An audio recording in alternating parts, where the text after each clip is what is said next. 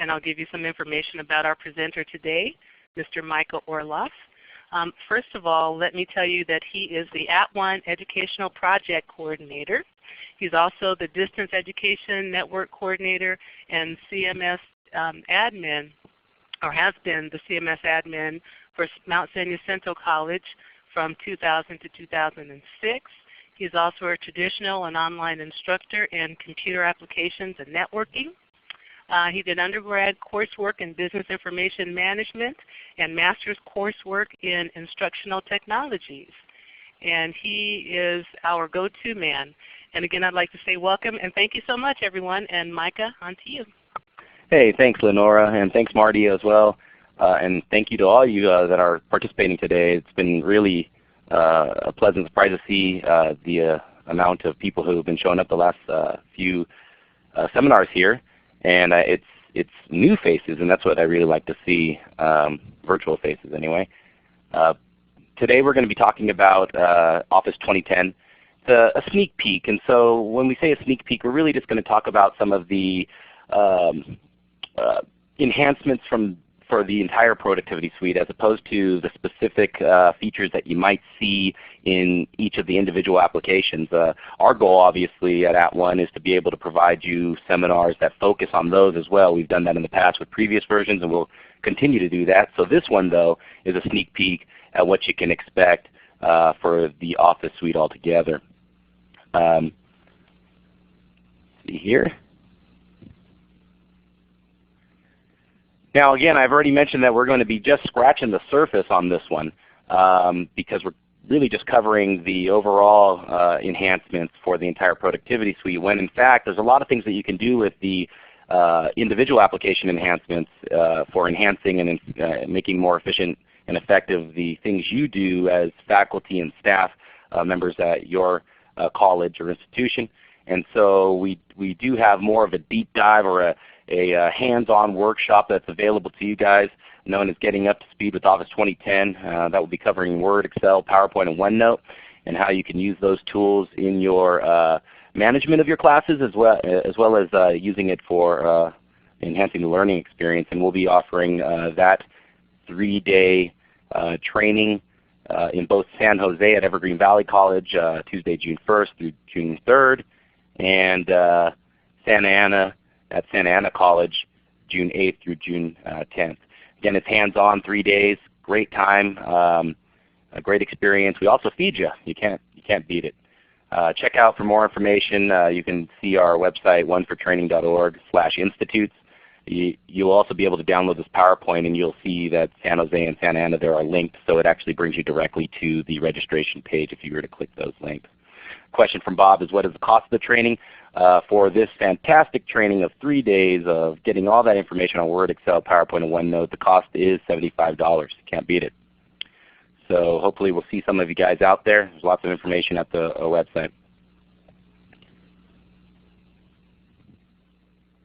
Now I want to do a poll really quick. You heard Lenora speak about some polling options, and I'm going to poll you guys. So you'll notice down in the, I believe it's right below the participants window here, probably around this area.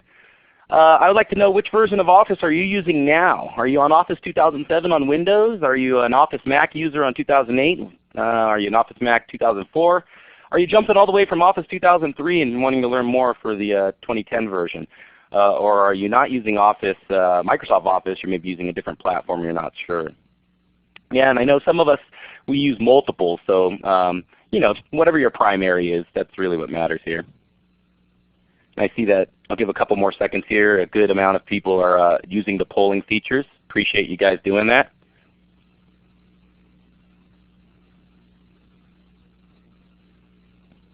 Do about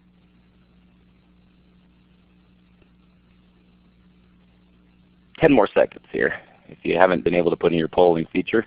No, I haven't been able to put in my polling feature. I'm not quite sure what I need to do here. I'm June. Hi June, there should be an A, B, C, D, and E available right, to the left by the participants window. If you press one of those, I see. There you go. Okay, got it. Awesome, thank you June. Okay, I'm going to go ahead and publish what we see here to the screen, so at least you can we can get a breakdown.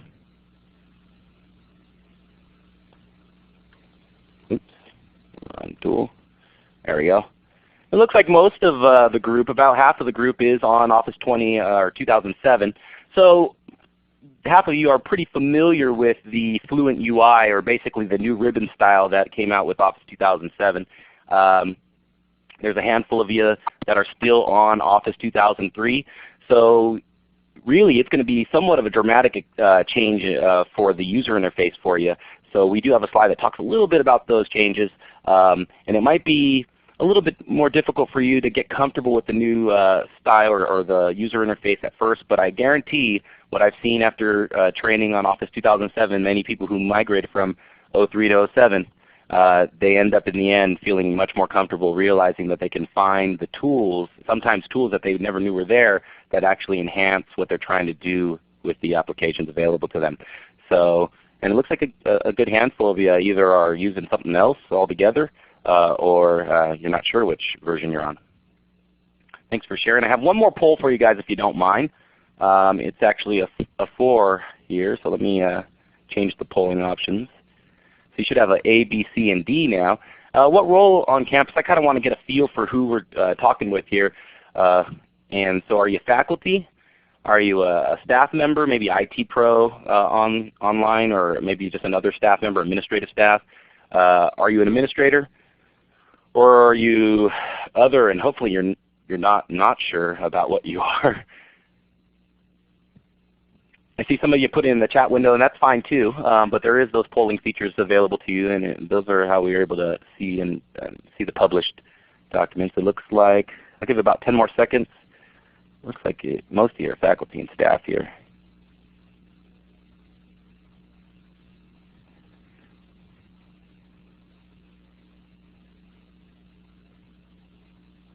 All right, and I'll publish these to the board. All right, it's about a good mix between faculty and staff.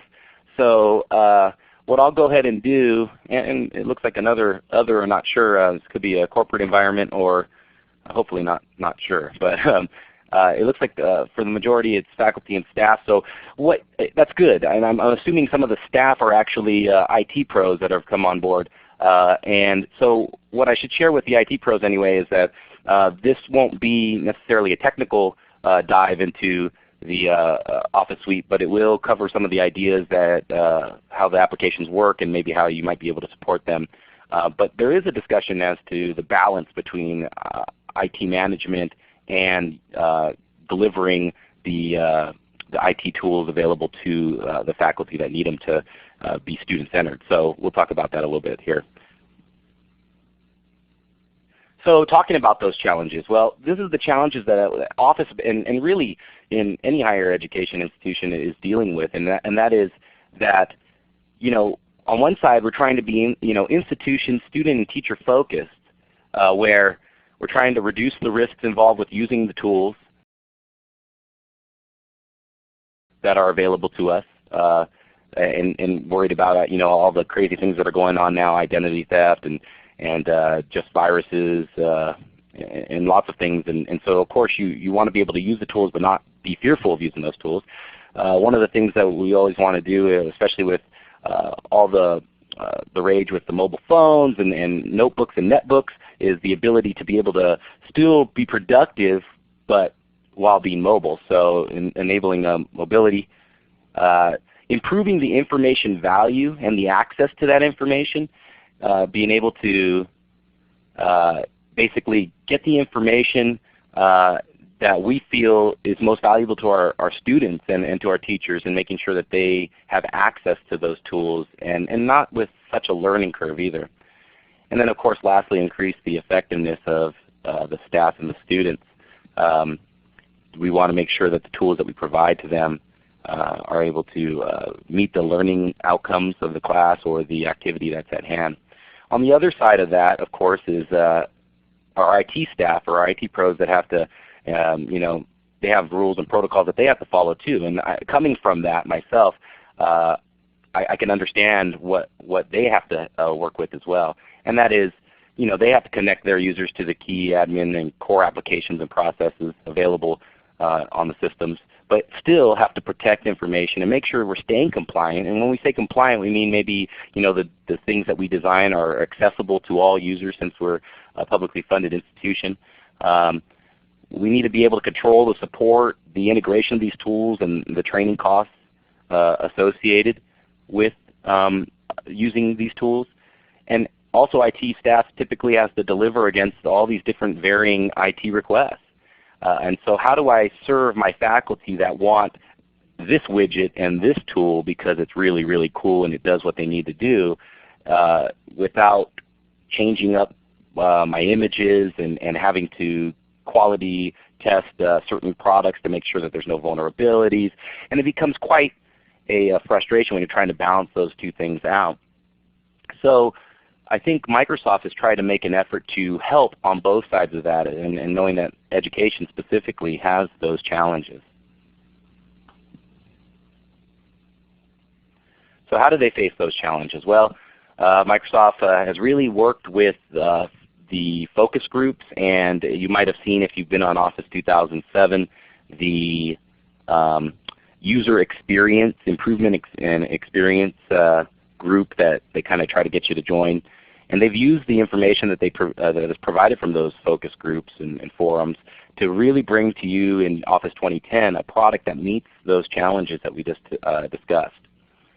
And kind of broke them down into a few different areas, basically bringing your ideas to life, being able to express ideas, solve the problems, and create some amazing results in these applications.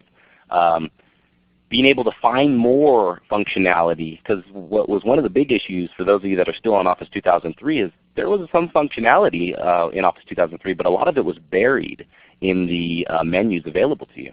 And so now with the Fluent UI, the ribbon, and what you're going to find out today is the backstage view, you're going to find that you're able to locate more functionality that serves and enhances the learning experience.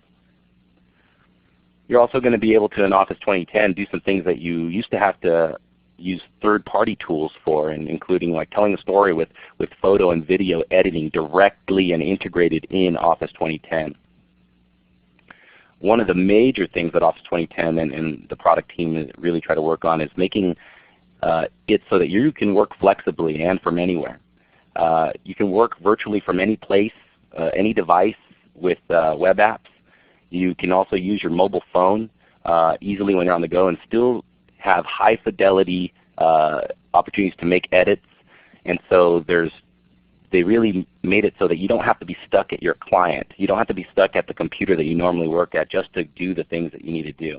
Now I'm not going to say it's completely, when you're able to use these other tools like web apps, you're going to completely have a full editing capability as you would in a software client, but there are some ways to at least keep it more effective and while you're on the run or being mobile. The one thing I always was frustrated with was being at a presentation and realizing that I'm using somebody else's laptop to present, and if I forgot something or missing something and I needed to make an edit, it was always not as comfortable as what you see back at your client. So I think they've made some strides in working on that. And also they've made more strides in working together, collaborating. They understand that people with the just advancements in Web 2.0 and networking and being able to connect with one another, that they needed to find ways inside of Office 2010 to be able to do that as well. And so you're able to connect with different people and different social networks that you might be joining. You can work together effectively in what they are branding as co-authoring. Most other tools will call it collaboration, but it's co-authoring in Office 2010.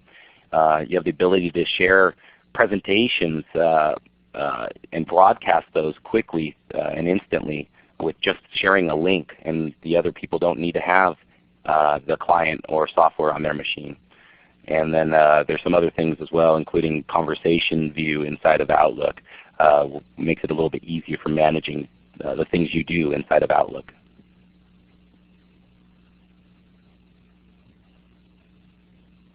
Yeah, and there's a comment there by Michael saying, in essence, competing with Google. Absolutely, absolutely. They're always going to have to compete with the products like Google, their Doc system, and they've done some enhancements just recently on some of their Google Doc system. And And it's going to be like that. And I think that all the better for us, right? You know, the more that they try to compete with one another, the better we're going to probably have a product that's going to support us in the things that we need to do in higher education. So it's great that they're able to do that. Yes, we win.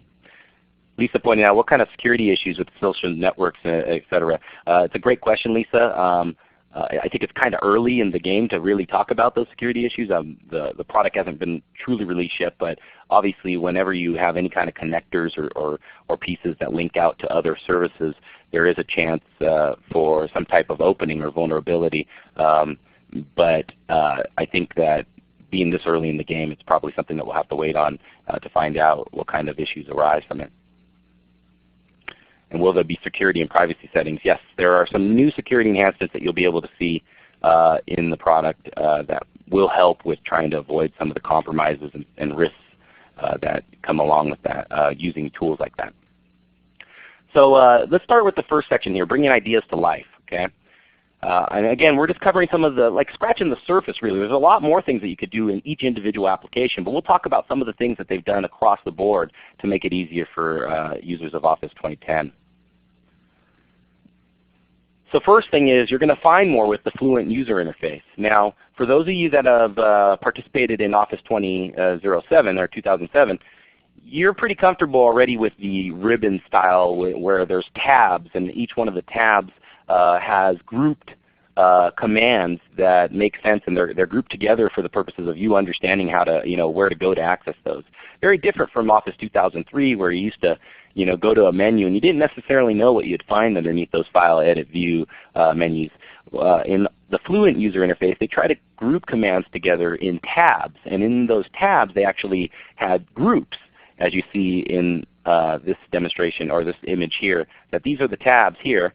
And in those tabs there were groups of commands, like in this group, the font group, that you would do things that would obviously manipulate the font in the group, and then of course things that would manipulate the paragraph. And then you have the individual commands within those groups. For Office 2003 users, it's going to be quite different of an interface for you.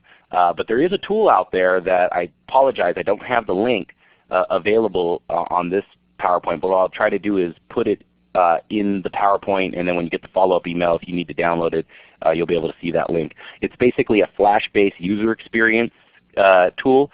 And it basically, you would go into the tool and you would click on an Office 2003 command that you were comfortable with, and it would show you in Flash, like quickly, where you need to go in Office 2007 to do that. The Alt commands to bring up the different buttons to bring up the different command groups. Yes, that still works at RAN. See here. That's right, keyboard is always faster than the mouse. And there's some new keyboard shortcuts as well for like rotating images and stuff, which I don't have on the screen again. But again, once we get into the applications themselves, you'll be able to see when we do the desktop seminars focus on the different applications, you'll be able to see some of those things. Another thing, so for the 2003 users, you're going to realize that it's a different experience with this ribbon, but it is more of a better grouping of the commands, and it's more available to you to be able to see those commands and make use of them. Now what you'll see is that's new in 2010 is that the ribbon, it was used in Office 2007 across some of the major applications like Word, Excel, PowerPoint, but you didn't really see it across some of the other applications that you would expect them to be in. And if you want to have a consistent ribbon across the applications, and I think Office understood that, the product team understood that. It's like, well, okay, I'm making them get comfortable with the ribbon over here, but I'm still having them use menus like the 2003 version over here. So we got to make it more across the, consistent across all apps. And so that's what they did. And what's really nice is that they actually made the tabs, groups, and whatnot fully customizable on the ribbon. The idea is there's probably some of these tabs that some of you don't use. So those of you out there in the Office 2007 realm and you've been using Office 2007, you're like, I barely use the mailings tab. I don't, it's taking up valuable tab space. And so what you could do is you actually can create your own tabs, your own groups, and basically make commands and customize the ribbon to your liking to make you more efficient and more effective. Along with that is the introduction of the backstage view. Now the backstage view is kind of taken over, it really is. It's taking over the Office button that Office 2007 users will remember that was in the upper left-hand corner there. It's been replaced with a tab in itself called File. And I think what it helped was that some people were having trouble even knowing that the Office button was a button. And so they didn't know how to access some of the things that they normally would see in Office 2003 under the File menu. So I think the happy medium was to bring back a tab but name it File, and it actually happens to be known as the Backstage view. And the idea behind the Backstage view is this. It's like a one-stop shop for all of the tasks that are related to managing the files. Not so much with the content on the document or inside of the workspace, but managing the document or the file after the fact. What's nice about it is it's a full window. So when you go into Backstage view, it basically takes up your full screen. Instead of you having to fish around for the different dialog boxes that pop up and whatnot, it makes it very apparent and prominent by putting it right in front, and you don't even have to worry about seeing the document that you're trying to work on, because most of the tools that are in the Backstage view are tools and features that you don't need to see the content for, because they're usually managing, again, the document itself. The way that the product team came up with this was they had the Office User Experience group identify features that were considered in and features that were considered out features. The in features were the ones that people were mostly familiar with. Those are the features that act on the content themselves, and they show up on the page. Examples like that would be like when you bold text, or you change the margins, or you check spelling, or you add styles. You see those things on your document, and they make up the heart of the application. And users are really comfortable with those tools because they usually see them. The out features that this group organized were basically the things that you do when you create your content and manage it. Examples might be when you save your files, when you print your files, when you add permissions, when you set up collaboration, or if you use the document inspector, or when you use that tool. And so all the things that you would do to the document in whole rather than to the content within the document appears in the Backstage view. It made for a much easier tool, and it's a good name too. The Backstage view is kind of like, hey, these are all the things that are happening backstage while your content's out there and on stage. And so you're able to use that tool for those needs. And it's designed, the user interface is designed better, where it's kind of like a three-paned, the whole Windows idea. It has three different panes here. The first pane here is the left column, and that's basically the different commands available to you. And then when you choose a command, then in the second pane, or the middle pane here, you get the tools that are related to the command that you selected on the left pane. And then lastly, the right pane is focused on a preview of maybe what will happen when you choose this, other document properties, and any other associated information with this document.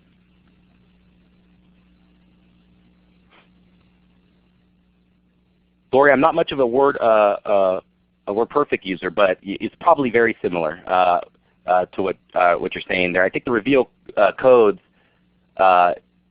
when you're saying show data, are you talking about the formatting marks, or what kind of data, Bob? Okay, so the formatting marks. So that's more like the paragraph formatting marks in Office for reveal codes.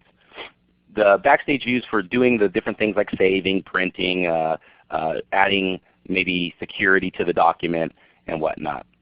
You still can format or show formatting marks, but that's actually one of the in features. And so what you do is you go into the content itself, and you would choose the show or hide formatting marks button, available, I believe, in the paragraph command group. Let's see here. So part of the Backstage view, one of the nice things is the streamlined printing. They say that about 60% of Office users print something like, or use the print command something like, 60 times a month. Now, if you think about that, that's a lot of clicking on the print options.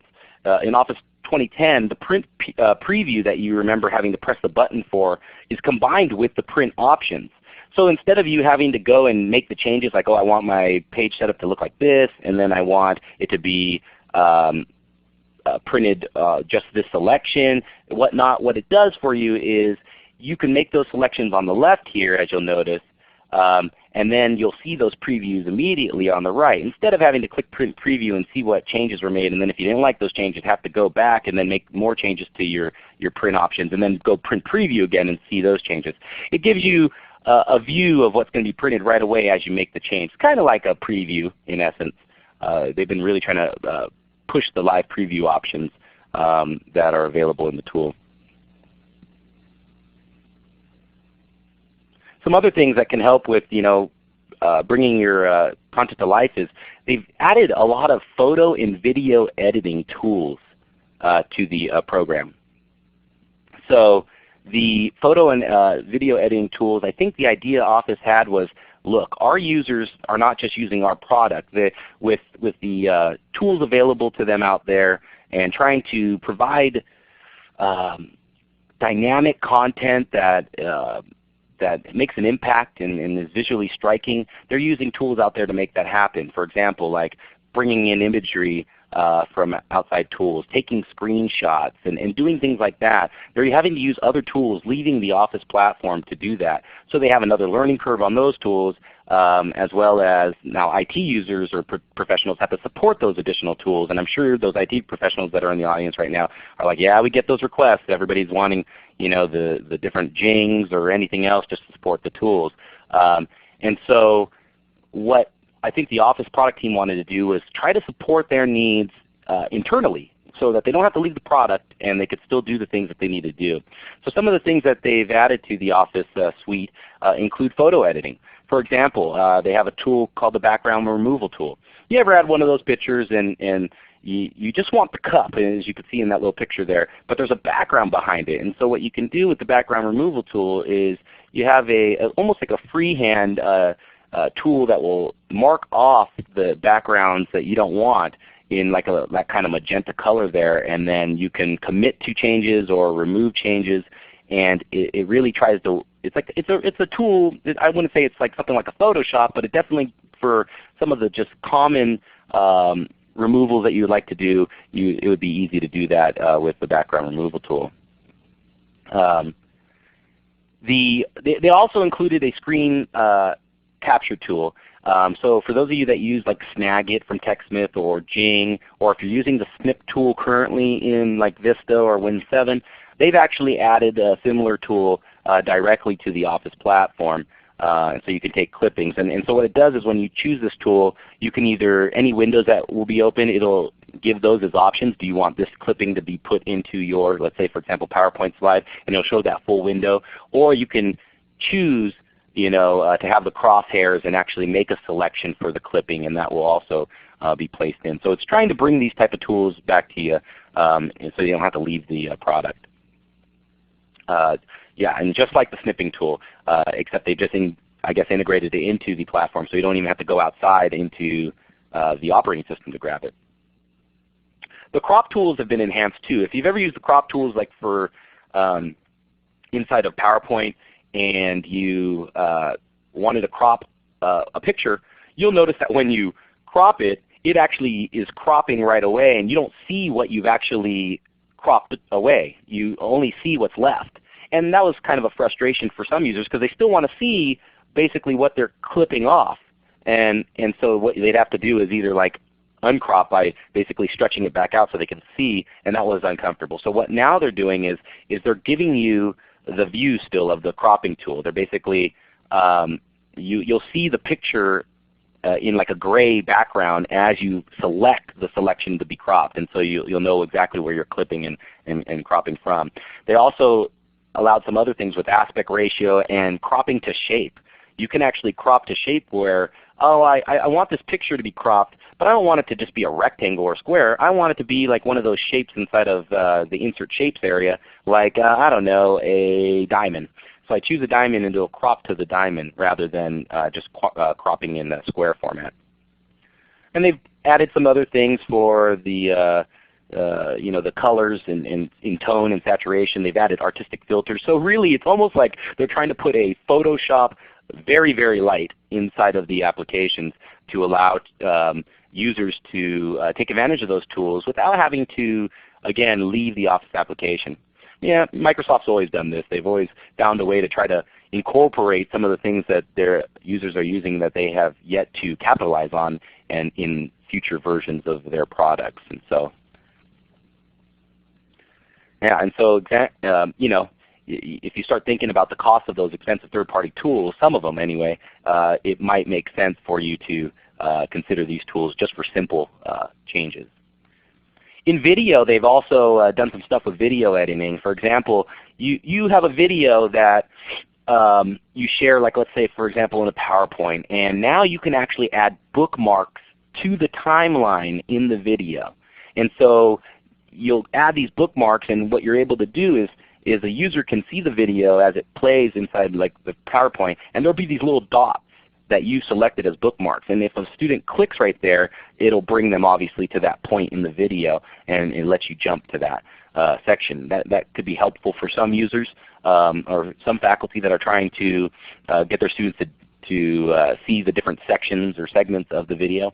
There's also video trimming, which is really nice. Sometimes you've shared a video with your students and there's 9 minutes of it, but you really only wanted to show them 3.5 minutes of it. Well, you didn't really want to go and have to learn Adobe Premiere or any other product, even Windows Movie Maker. You just wanted to be able to quickly trim this kind of stuff.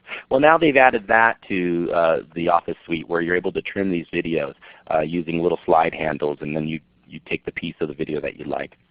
And then lastly, they've offered an easy embed of linked videos. For example, many people are starting to use YouTube videos, and they use PowerPoint too. Well, the big question back in Office 2007 and prior was, how do I get my YouTube video to play inside my PowerPoint? Well, it wasn't an easy task. You actually had to open up objects and use the Shockwave Flash object and then point to the URL where the YouTube was. And then there was a few steps incorporated with that. And since nowadays we're using YouTube and all we really need to do is cut and paste or copy and paste the embed code, why can't we Office do that for us too, or instead of making us have to do this crazy multiple step process for adding a YouTube video?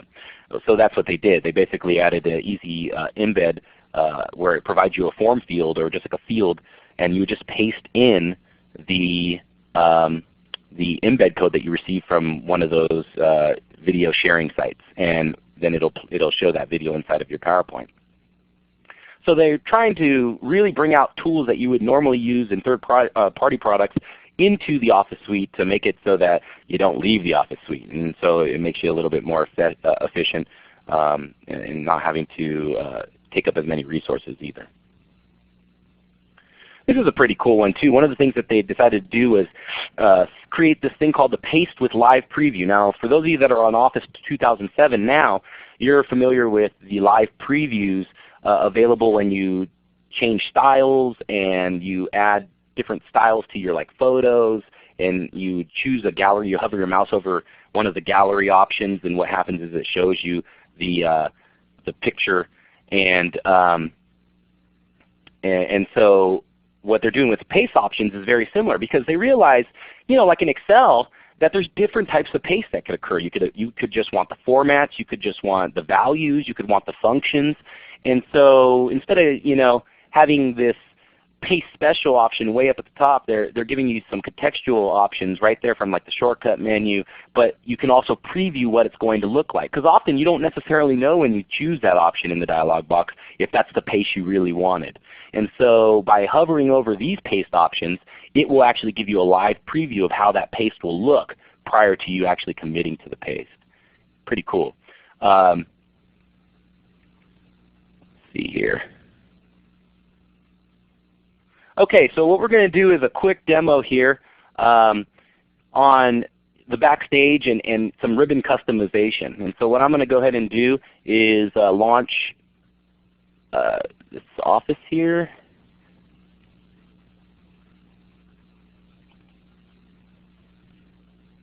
right.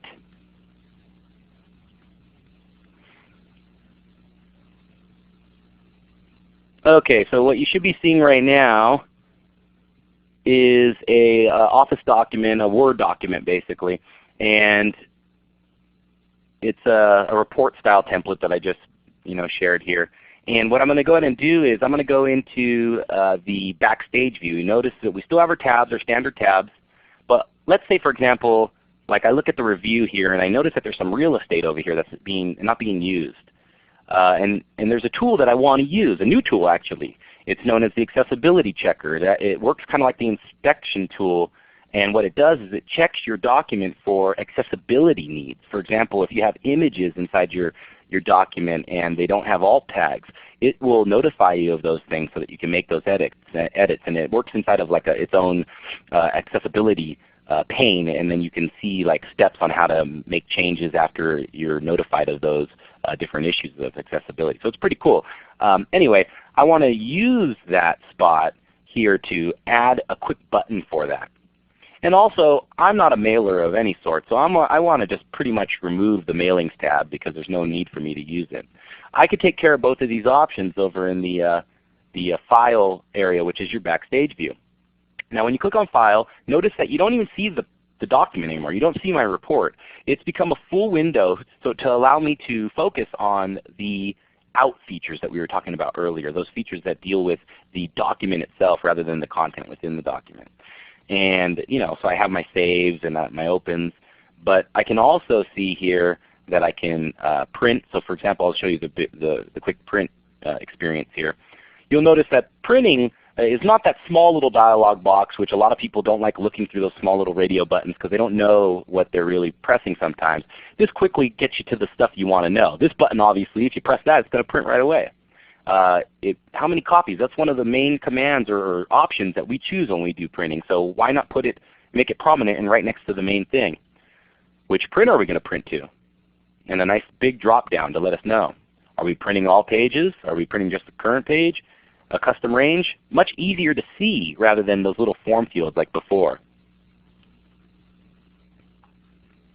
Let's see here.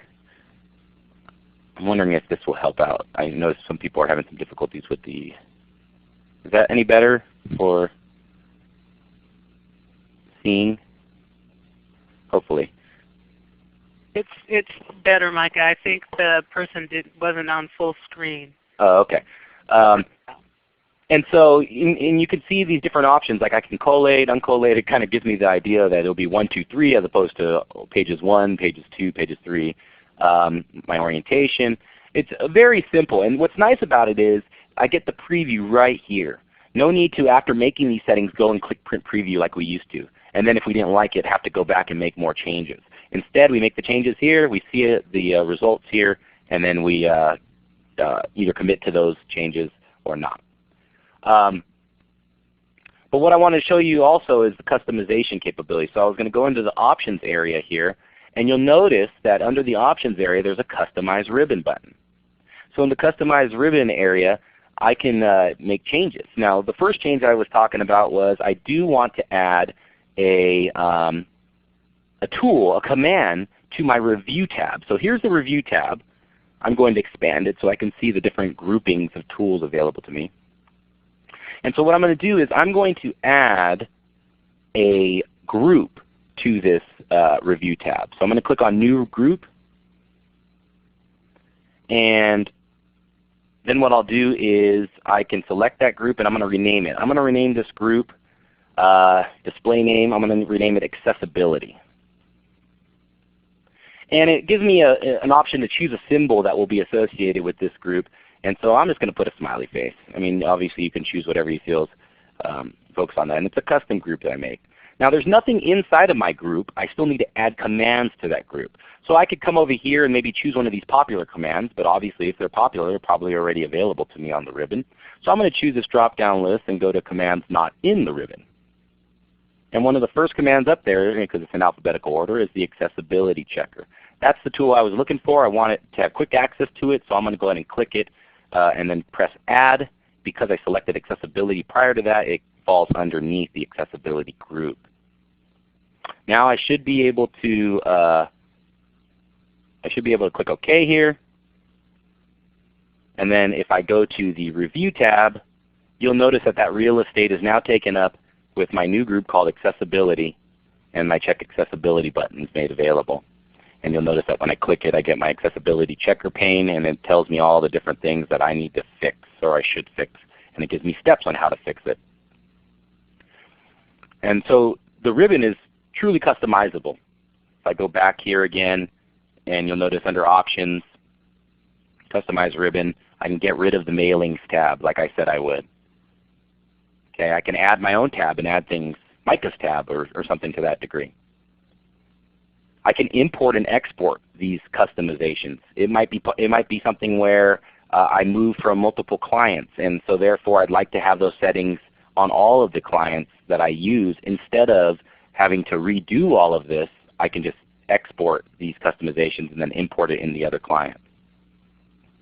I can also reset what I've done or all customizations, and I'm going to do that now so you can see that. And you'll notice that when I go back to the Review tab, that real estate is no longer, it's now available again. So that's a demonstration of the those couple tools. The ribbon is very, it's customizable. The Backstage view is better focused without having to pop open so many dialog boxes, and that's the nature behind that tool. Let me see here. Let's pop back into the presentation here.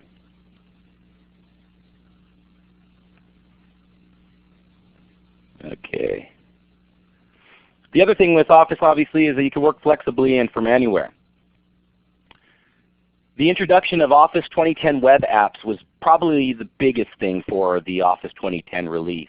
It's the fact that they're finally trying to do something that's going to hopefully, in their favor, compete with other tools out there like Google Docs or anything to allow people to use the tools that they're comfortable with in the Office suite online as an extension without having to require the software on the computer you're using, the client basically, as well as it's cross-platform, cross-browser. So you don't have to be a Microsoft Windows computer to be accessing these web app tools. These tools are available live through the Windows Live service, which is for consumers or standard users, which gives them access to a lot of different services through the web. If you are a SharePoint group and you have your own SharePoint 2010 at your campus, you can turn on the web apps feature and be able to enjoy web apps locally. And same thing with SharePoint Online if you are getting SharePoint as a service. You can also, with the Office web apps, is you're able to create and edit documents with the familiar Office interface. So if you're now getting familiar with the ribbon, that's what you're going to see online too. You're not going to see a different style, or because it's web-based and so it's a browser or something that just doesn't make sense for making the changes that you're so comfortable with doing in the client through the ribbon. So they're providing a ribbon style even through the browser. What's nice about this is that if you're working and you're away from your computer like I mentioned earlier, this gives you a quick way to quickly access documents from virtually anywhere as long as you have a web access. And then of course you can share those documents online and work with others online as well. Question on shared PCs, do ribbon customizations apply to each user or the app itself? That's a great question, and to be honest with you, I don't know the answer directly, but I would say that it falls with the user. I believe the customizations remain with the user account and not necessarily the application. But that's a great question. I'll have to look up specifically to find that out. If anyone else that's an IT person online that knows that, feel free to share.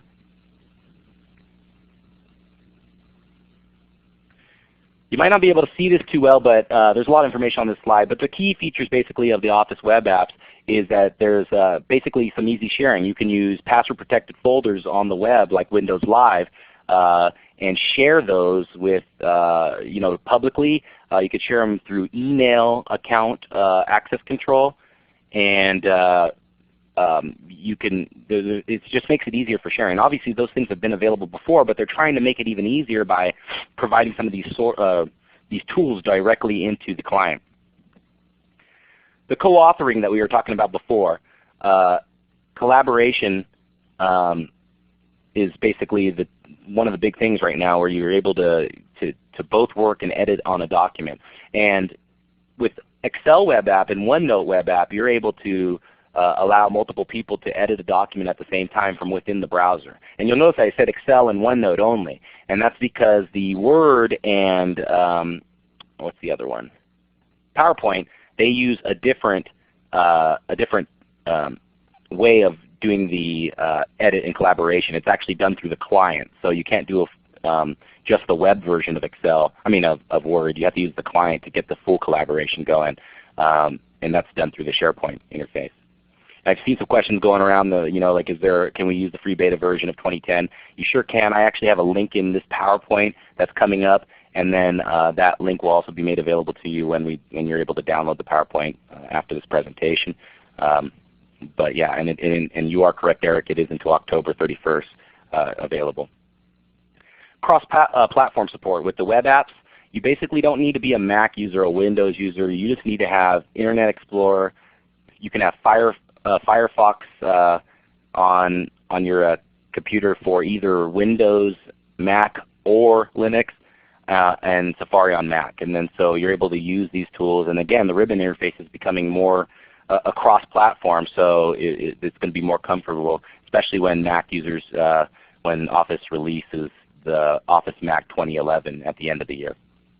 And then there's some of the things where you can publish Excel content and PowerPoint presentations directly into tools like blogs and websites. And when you update the content in your PowerPoint or your Excel, it actually updates those things also in the website and blog.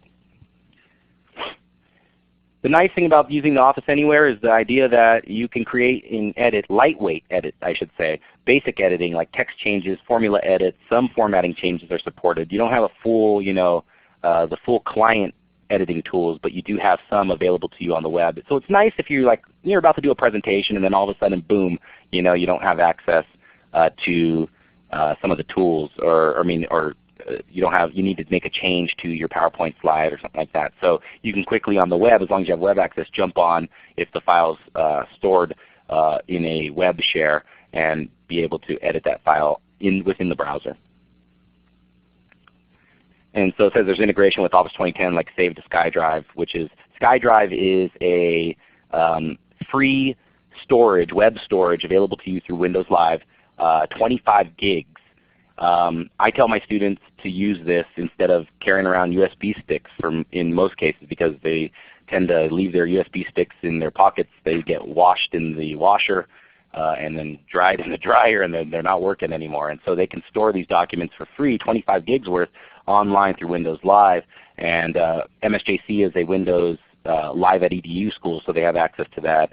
And maybe your college, if you're a Live at EDU school, you should be having access to that as well.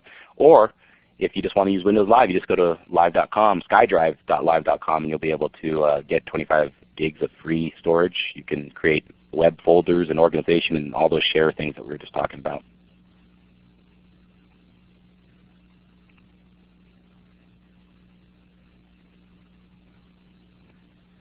Another thing with the mobility idea behind Office 2010 is that they have kind of revamped the Office 2010 mobile platform.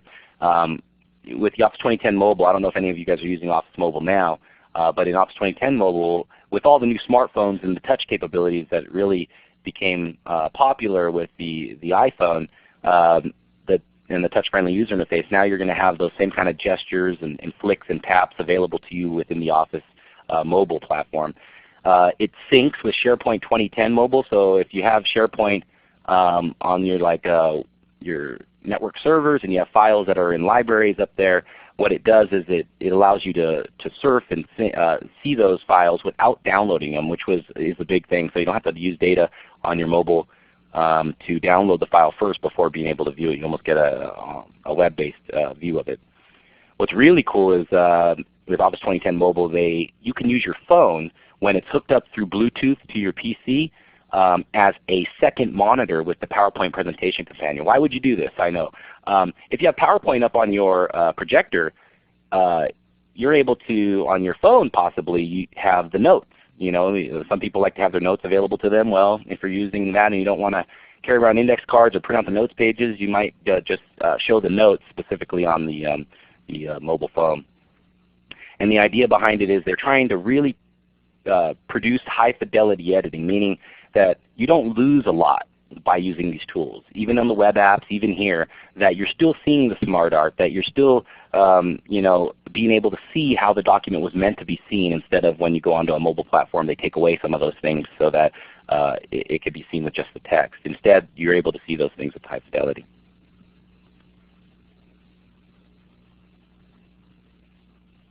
Okay, so I'm going to do a quick demo here to access, edit, and share files on the web. So what I'll do here is share this desktop again. Let me see.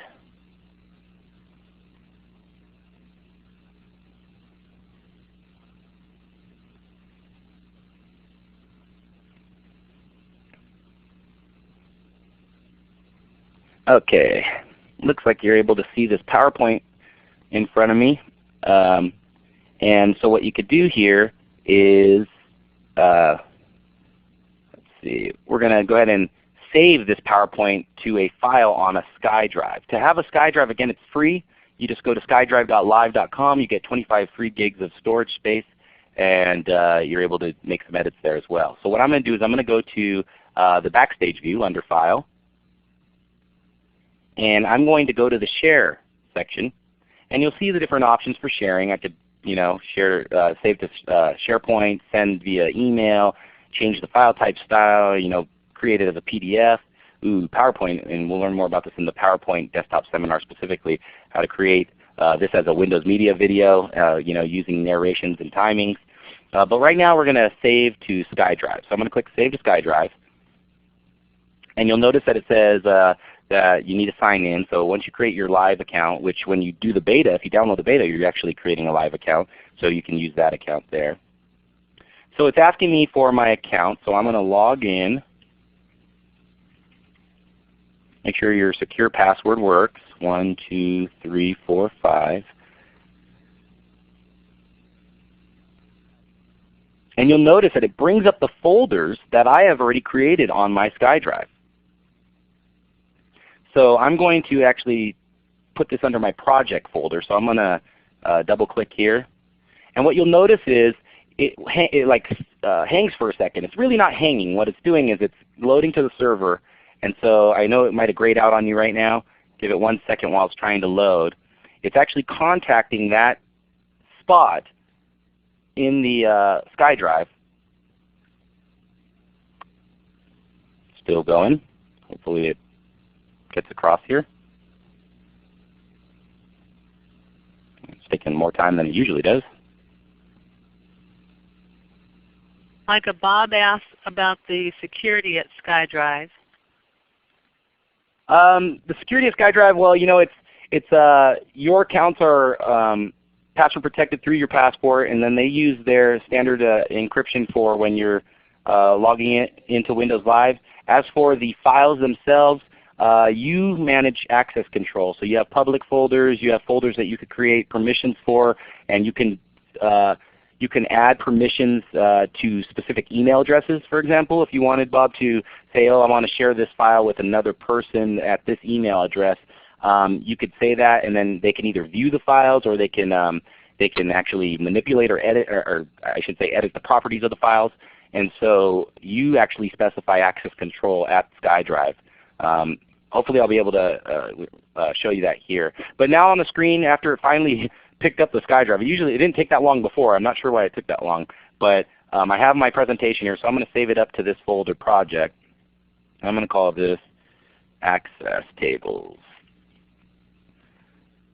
Click Save. And now it's going through the save process. And now it's saying Upload Server. I don't know if you guys could see that, but down in the task window there's a little upload to the server. And so it's currently uploading that file to the server for me.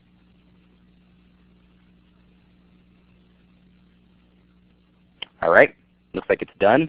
What I have to do, I realized that I only shared my PowerPoint with you. I actually need you to see the web so that you can see the SkyDrive. So I'm going to close this out here. And I'm actually going to share, I think, my entire desktop. Okay. I'm going to launch my web page here. And again, it was skydrive.live.com. When you get to the SkyDrive page, you can sign in. I already have my account here, so I'm just going to click Sign In.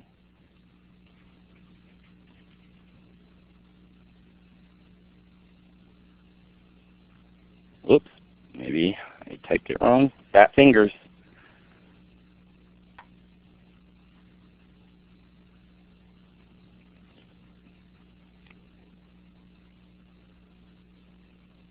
And so you'll see here on SkyDrive that I have the different folders I've been using. The one that we were looking at specifically was Project. So I'm going to click in the Project folder. And you'll see that I have some different files, including that access tables that I just created. If I click on this, as the owner of this file, you'll notice that I have some options up here. I can view the file, I can edit the file, download it, delete it, and copy, rename. I think over here actually, actually no, I'm sorry. That was for the folder only. So if I wanted to edit, I just click Edit. So let's say that I don't have a client on the computer. Oops. That error said that I'm locked because I still have my PowerPoint open. So obviously you have to close your PowerPoint and then click Edit. And what you're seeing now is the PowerPoint web app. You're basically seeing a lightweight editing tool with a similar or familiar ribbon environment where you can make edits. So for example, if I wanted to make an edit, this is a browser, remember, because you can see Internet Explorer up here, up at the top. I'm clicking in here, and I could simply make changes to this document.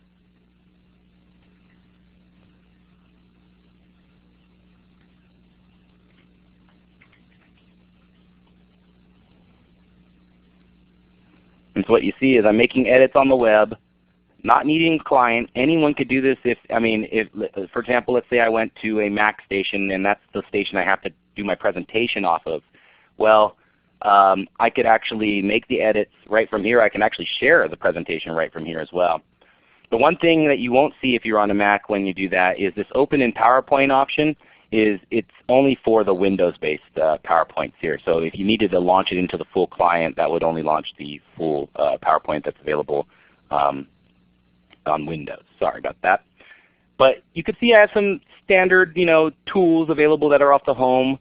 I can do some things like inserting pictures and smart art possibly and links. But I don't have the full gamut of tools available. And you'll notice that I don't have to save. It says, where's the save button? I don't have to save. Basically, these changes are being edited in real time. So if I go and close this out, then that file will be updated with these changes. No need to actually save because it's opening up the file on the web. So I'm going to close this now. So that's kind of like as you can see, a consistent ribbon, a comfortable environment for what you use. Now, I'm going to back up here because you see my little breadcrumbs. I'm in the PowerPoint. I'm going to go back to the project folder here. Now the question earlier was kind of like how do you handle permissions or access control? Well, you'll see under my folder you have folder-based permissions. So on the project folder I can go to More and click Edit Permissions. And you'll notice here that I can I can change permissions where everyone can see this, the public basically, if I wanted to. I can have people within my network. And what is my network? Well, you can add people to your network and using your contacts like in Outlook, and it will add people in there. Or I can just do individuals. I can just type in an address. For example, I'll use my old student at live.edu account here. And I can say that I want this person to be able to add, edit details, and delete files, and I'll click Save. I think I already gave that person that account.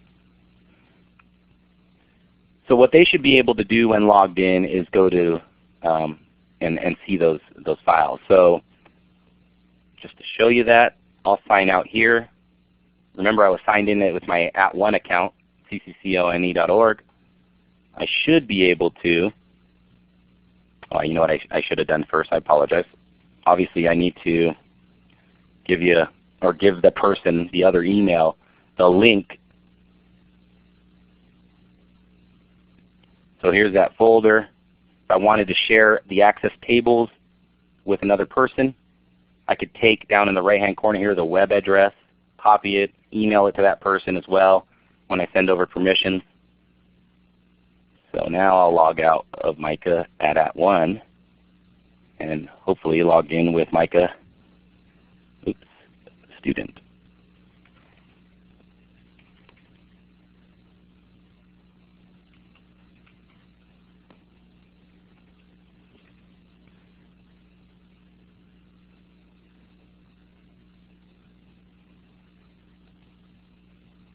Yeah, I haven't saved or shared anything yet, but I'm going to go ahead and click in that URL at the address bar above, and you'll notice that it brings me to the area where I could download, delete, move, because I gave them the ability to do that, this extra user. Now, I can't show you the co-authoring that we talked about. I sat in on a webcast, and my understanding is for Windows Live users that the co-authoring was only made available during technical preview. It will be made available sometime mid-May for full use. And so I can't show you how I can co-author it with the other account as well. But as you can see, I'm logged in with a different account, morloff651, instead of my @ONE account. And so that's how you're sharing the files online.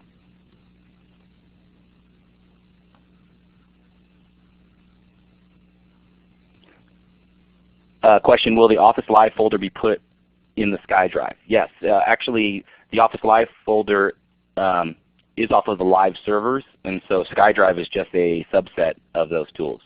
And so the Office Live folder is there.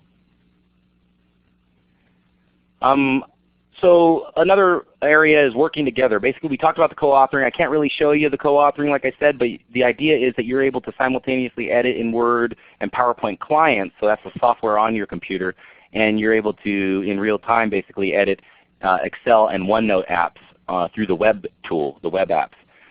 If you're interested in more information about that before the release of the actual production version of this co-authoring, you can go and see a co-authoring webcast made available to education clients. And so this PowerPoint will have a link there. You'll be able to download that PowerPoint and click on that.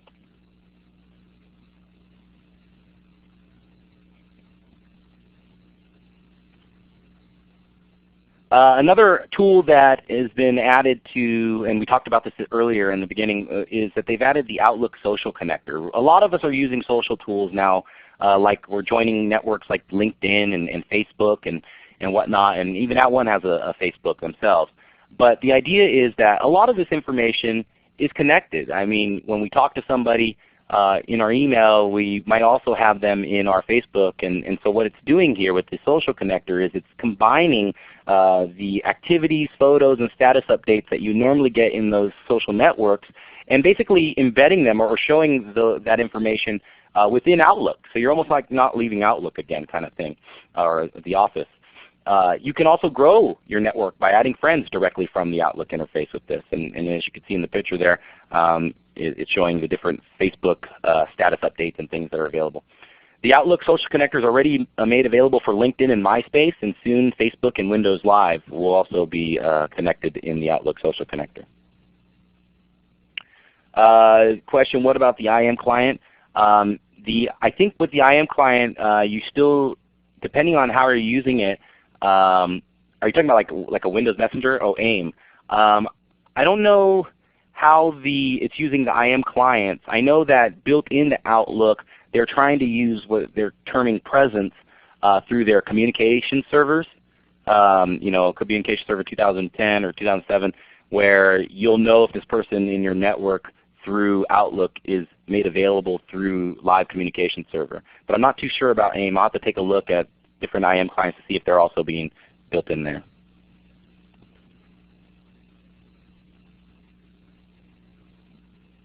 Yeah, I don't think that those tools are currently being targeted like Trillian.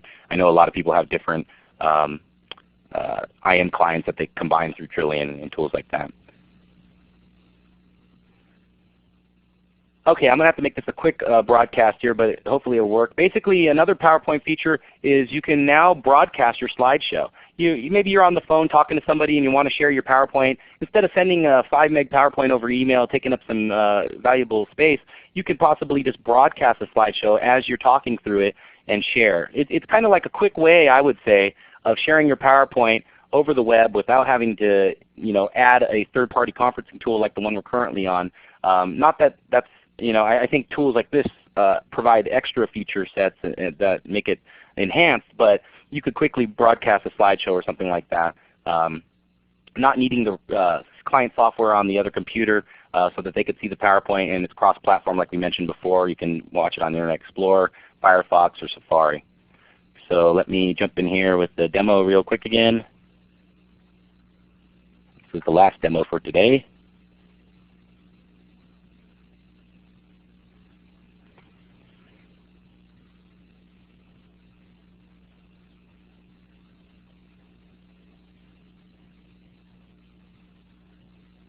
Okay, you should be seeing my PowerPoint again.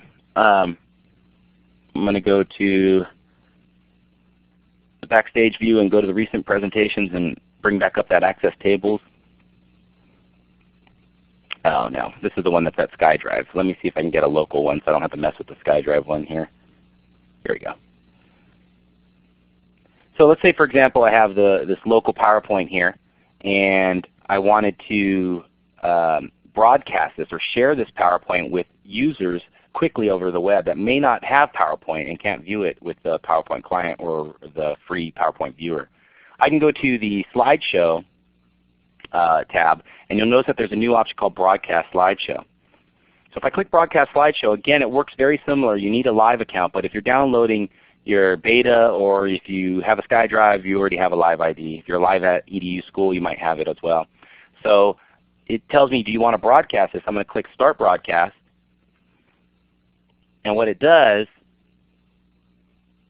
is it provides my account's asking for my live ID credentials again, so I'll put those in for you.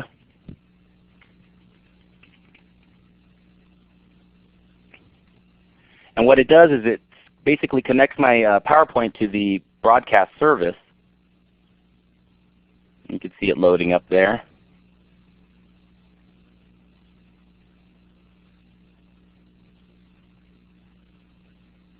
And once it's done, it's moving a lot slower today, obviously, when you're doing other things. And you'll see here for the remote viewer, it gives me a link that I can copy or I can send in an email using whatever email client is my default email client on the computer. But I'm going to click Copy Link. And all I'm going to do is I'm going to paste this copy link into the chat window. And we're going to test this sucker because I don't know how far. We have a lot of users here today, so I don't know how well this PowerPoint broadcast works with a lot of people. So we might as well try to break it. What do you say? So I'm going to paste this in here. You should see in your chat window a little link. And you should be able to click that link. And it should bring you to a page that it's a browser basically, and it might be telling you waiting for broadcast or something to that degree. And instead of showing you guys both views, I'm just going to show you my view. So when I click Start Slideshow, it's going to be just like if I'm using PowerPoint on my computer. And so now as I go through my presentation, like right now I'm going to move to the next slide. I'm going to click it. You should also see in almost high fidelity, even the animations coming through.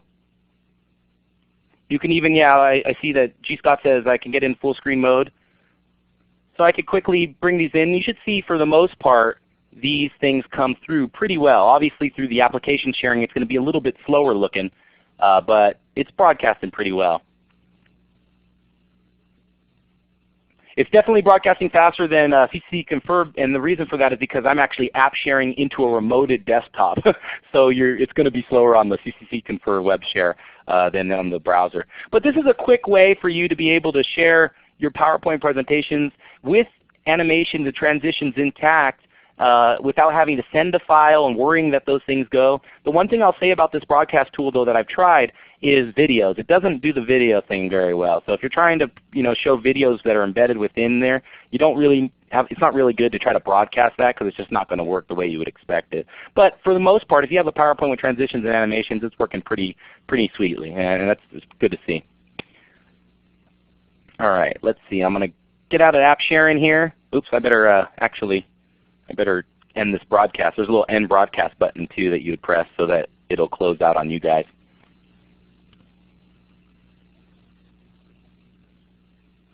And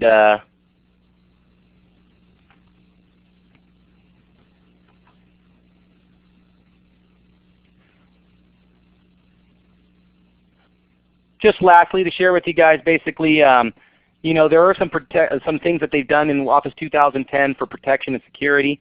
They've offered a new protected mode. It's kind of like what you see in your IE8 where your browser is in protected mode. It's trying to keep you from certain things. So with protected mode in Office 2010, the idea is anything you download from the web, it actually delivers it to you in a non-editable view first. And you get this little thing at the top here. It says at the top of your page, Protected View. This originates for internet location, and you have to click Enable Editing if you're planning to do any kind of editing with it. What that is basically if you're just quickly viewing pages and stuff, if you don't recognize the sender and you're worried about the document they're sending through, it'll be in a protected mode first, and if you're comfortable and you think that the person or it's authentic, or you can press Enable Editing and use the file the way you plan to use it.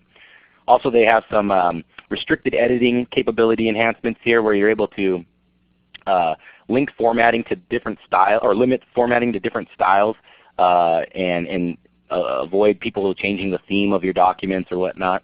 So and there's some other little things, but again, there's so much to cover that I can't even share with you guys all the stuff that are individual application enhancements inside of like Word, Excel, and PowerPoint. For example, the new navigation pane in Word, and they have picture editing and adding screenshots. The accessibility checker that we got to quickly look at. Excel has the new spark lines that are little visuals that help with seeing trends. Very popular. Something that like Edward Tufte, if you've ever sat in on the Edward Tufte seminar or read Beautiful Evidence, he really likes those for visual analysis. Improved conditional formatting, lots of things going on in these applications. So the idea is we want to see you guys at future desktop seminars in the fall where we go and do more of a deep dive into each application and the enhancements that you have there. Also in this PowerPoint there is that download beta link available. If you download the PowerPoint, you'll be able to click on that link.